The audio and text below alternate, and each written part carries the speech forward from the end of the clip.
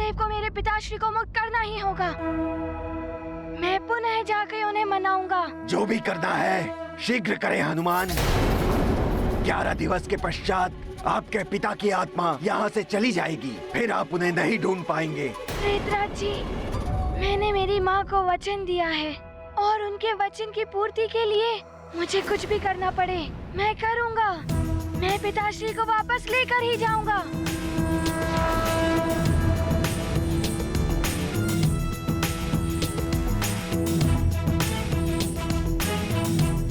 प्रणाम प्रेतराज जी। प्रणाम हनुमान।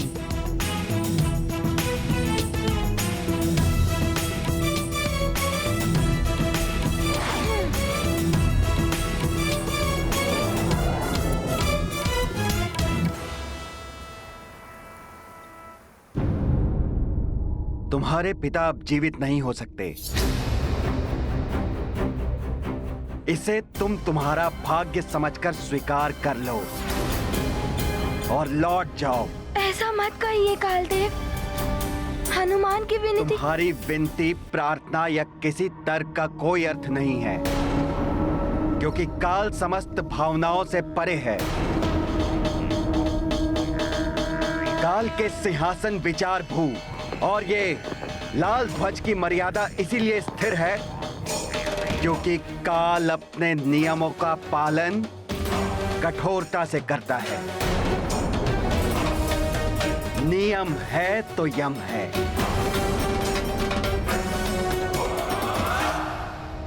उचित है कालदेव, मैं यहाँ से लौट जाऊंगा। मैं आपसे कोई तर्क नहीं करूंगा। मैं आपसे कोई युद्ध भी नहीं करना चाहता। लौट जाऊंगा मैं, किंतु आपसे मुझे मृत्यु से संबंधित कुछ प्रश्नों के उत्तर चाहिए।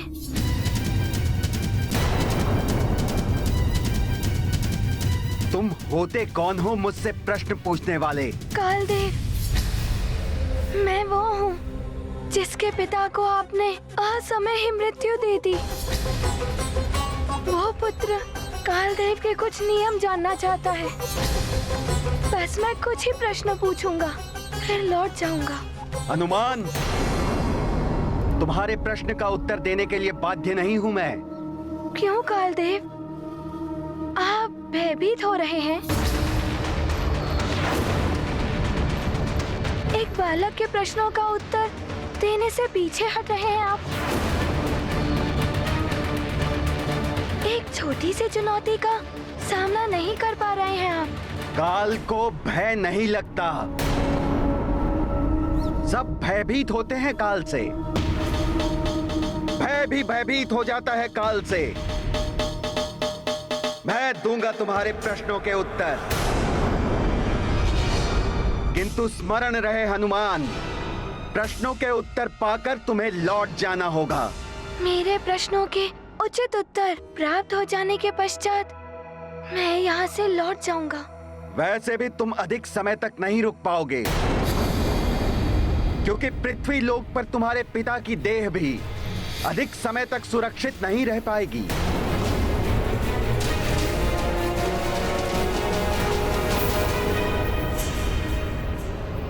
तो हमारी सेना सज्जित हो गई। सेना तो सज्जित हो गई है काकाश्री, किंतु हमें ध्यान रखना होगा। वो वानर कुंजर ऋक्षराज बड़े योद्धा हैं और ऋक्षराज का पुत्र सुग्रीव युद्ध कला में सबसे अधिक निपुण है। तो सबसे पहले हम उन्हीं को नियंत्रण में करेंगे, तभी हम केसरी की देह को वहां से ले जा सकेंगे। ऐसा ही होगा काकाश्री। हम अपने छल, बल और माया से उन्हें उलझाएंगे, फिर वे वानर हमें रोक नहीं पाएंगे।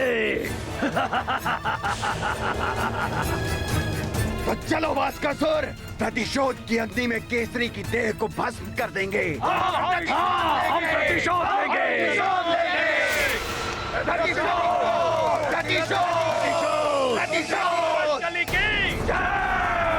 ऋक्षराज महाराज वाशकली की जय।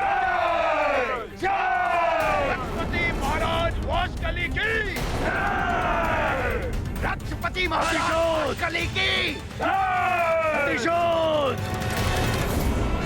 ये ध्वनि सुन रहे हैं आप? राक्षस प्रतीत होते हैं। सैनिकों, सावधान हो जाओ तुम सब। राक्षस इस ओर ही आ रहे हैं। ये वही राक्षस हैं जो यहां से भाग कर गए थे। महारानी अंजना और आप सब केसरी जी के निकट ही रहिएगा। वो केसरी जी की देह को नष्ट करना चाहते हैं। हम ऐसा नहीं होने देंगे महाराज।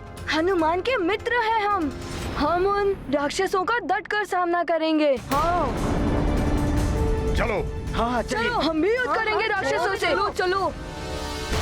उधर हनुमान कालदेव के समक्ष अडिग खड़ा है और उधर मेरा परिवार एवं प्रजा मेरी देह को बचाने के लिए प्राण प्रण से लगे हुए हैं। सब मुझे बचाने के लिए किसी भी प्रकार का संकट लेने को तैयार हैं। केसरी जी, आप बड़े भाग्यवान हैं जो आपको ऐसा पुत्र, ऐसा परिवार एवं ऐसी प्रजा मिली है। जब एक बड़ा समूह किसी अच्छे कार्य के लिए एकजुट होकर प्रयास करती है तो प्रकृति भी उसके अनुकूल हो जाती है। मुझे पूर्ण विश्वास है कि हनुमान आपको यहाँ से मुक्त करा लेंगे, कालदेव को मना लेंगे वो। हनुमान, शीघ्र पूछो, क्या पूछना चाहते हो? मेरे पास अधिक समय नहीं है तुम्हारे लिए। समय तो मेरे पास भी नहीं है कालदेव, किंतु आपसे पूछने के लिए प्रश्न मैंने अवश्य सोच लिए हैं। कालदेव, मेरा प्रथम प्रश्न ये है कि आत्मा क्या होती है? आत्मा परम ब्रह्म, परम आत्मा का अंश होता है। जब ये देह में होता है तब ये कर्मों के अनुसार सुख दुख का अनुभव करता है। देह से मुक्त होते ही ये समस्त कामनाओं एवं लोभ मोह आदि विकारों से परे हो जाता है और मोक्ष की स्थिति में यह पुनः परमात्मा से मिल जाता है। इसका कोई रूप, कोई आकार नहीं होता। ये सनातन है, अविनाशी है। ये परम ब्रह्म परमात्मा की वो ऊर्जा है जिससे जीवन संभव है। कालदेव, मृत्यु के पश्चात आत्मा कहाँ चली जाती है? उनका वास कहाँ होता है? मृत्यु के पश्चात आत्मा का वास उसके कर्मों के अनुसार निर्धारित होता है। सत्कर्म और सदाचरण करने वाले मनुष्य की आत्मा उच्च लोकों में वास करती है।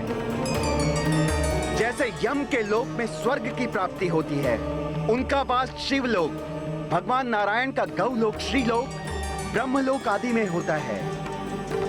और यदि उनका पुनर्जन्म होता है तो उन्हें उच्च योनि जैसे राजा का घर आदि प्राप्त होता है। दुष्कर्म और दुराचरण करने वाले मनुष्य की आत्मा निम्न लोकों में भटकती है। जैसे यम लोक में नरक की प्राप्ति होती है, जहां उन्हें अपने दुष्कर्मों का दंड भोगना पड़ता है।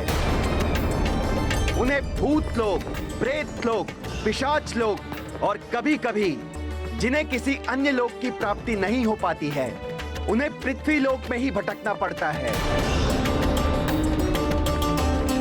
उनका पुनर्जन्म भी निम्न योनि में होता है।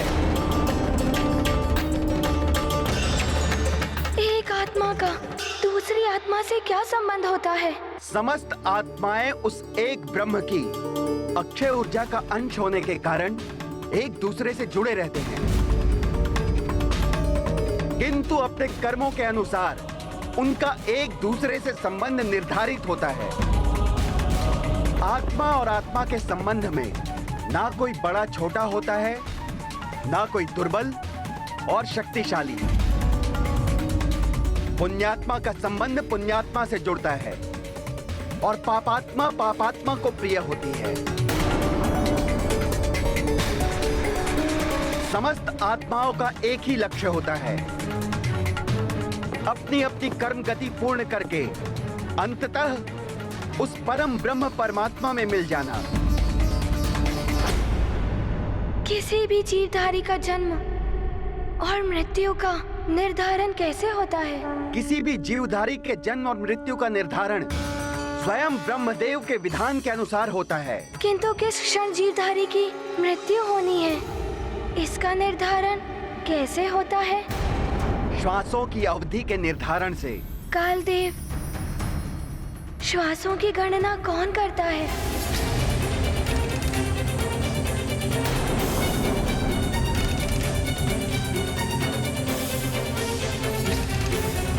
कालदेव, मेरे प्रश्न का उत्तर दीजिए। श्वासों की गणना करने का कार्य किनका है? प्रत्येक जीवधारी की श्वासों की गणना करने का कार्य त्रिदेव ने शनिदेव के अधीन किया है। तो क्या कालदेव, आपने मेरे पिताश्री को मृत्यु देते पूर्ण शनिदेव से तो पूछा ही होगा मेरे पिता के शेष श्वासों के बारे में, कि उनकी श्वासें पूर्ण हो गई हैं या शेष है? हनुमान, तुम इस प्रकार का कोई प्रश्न नहीं कर सकते हो मुझसे। मेरे पिताश्री की मृत्यु से जुड़ा हुआ है ये प्रश्न। एक पुत्र को इसका उत्तर जानने का अधिकार है। बताइए ना कालदेव, क्या आपने पूछा था शनिदेव से मेरे पिताश्री की शेष श्वासों के बारे में? नहीं पूछा मैंने शनिदेव से, क्योंकि मुझे उनसे कुछ पूछने की आवश्यकता नहीं थी।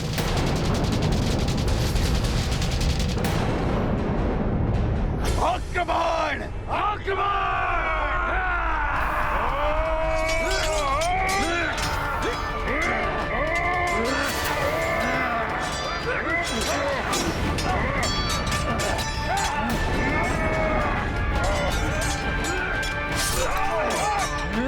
तुम्हारे ही क्षेत्र में तुम्हें आकर मारेंगे राक्षसों।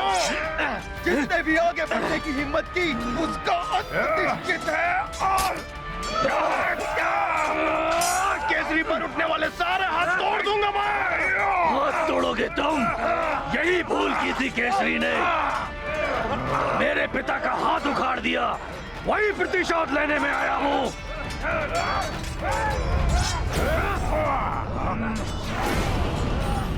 तुम मुझे रोक नहीं पाओगे।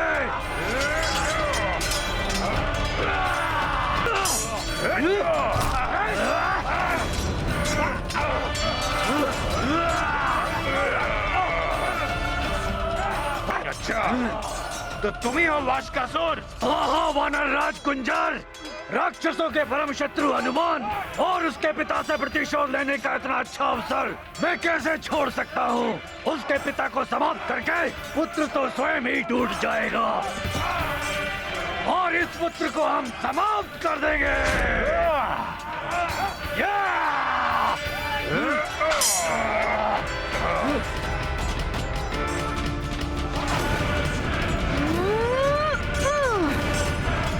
अच्छा, चुपके से आ रहे हैं महाराज की ओर मित्रों।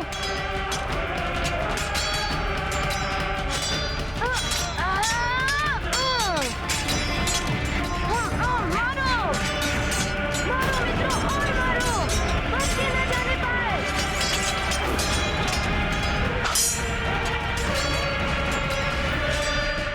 आओ राक्षसों, मेरा सामना करो।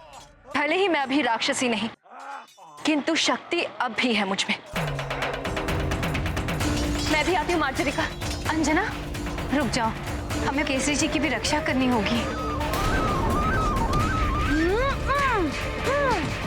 और जोर से मित्रों।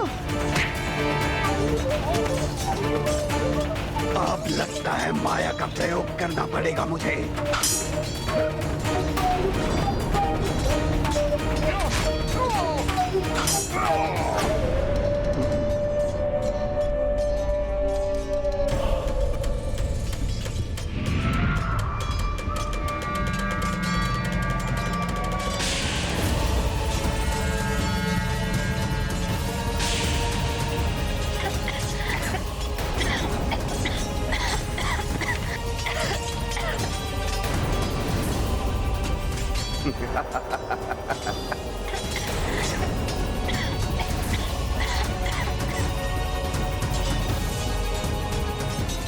अब होगी केसरी की देह मेरे अधिकार में। हनुमान, अब पूरा होगा मेरे भ्राता के वध का प्रतिशोध।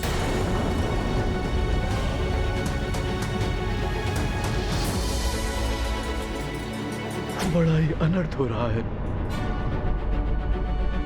इधर हनुमान कालदेव को मनाता रह जाएगा और उधर यदि ये राक्षस मेरी देह को नष्ट करने में सफल हो गए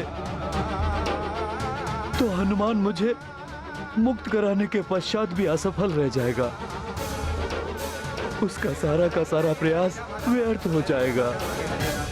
हनुमान, किसे अकाल मृत्यु देनी है और किसे नहीं, इसका विशेष अधिकार मेरे अधीन है।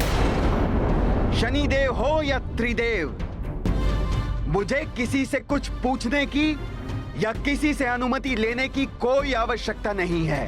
अकाल मृत्यु अर्थात असमय मृत्यु, किंतु अकाल मृत्यु कालदेव किसी को भी नहीं दी जा सकती।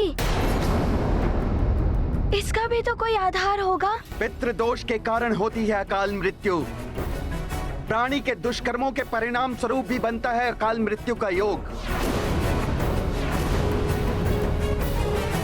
तो आप ये बताइए, क्या मेरे पिताश्री के भाग्य में ऐसा कोई योग बन गया था?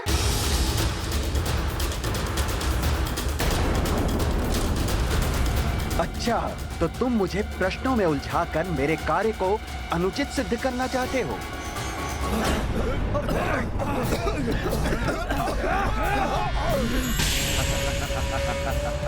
कुंजर, मैंने कहा था ना, तुम मुझे रोक नहीं पाओगे। मेरा कार्य हो गया। चलो मेरे शूरवीरों। सोच क्या रहे हैं कालदेव, बताइए। क्या मेरे पिताश्री के भाग्य में अकाल मृत्यु का कोई योग बन गया था?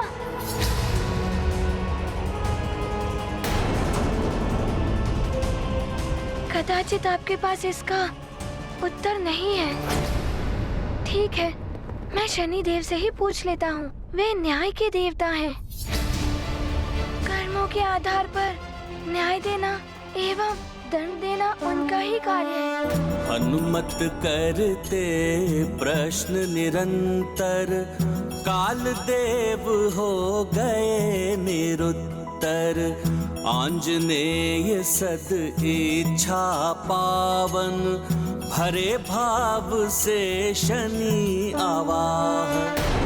प्रणाम शनिदेव।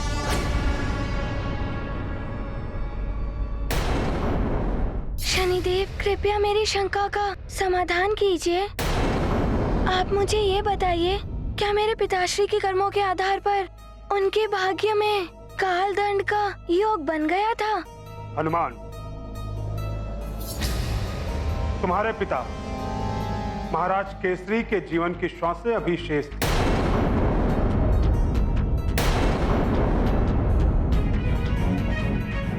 उन्होंने तो जीवन भर सदैव सत्कर्म ही किए, अतः उनकी श्वासें कम करने का कोई आधार नहीं बनता।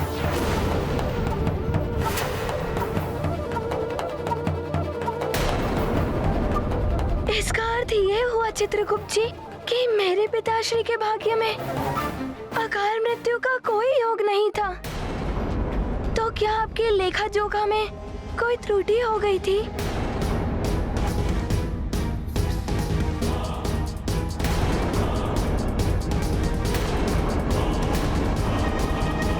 पुत्री, तुम ठीक तो हो ना?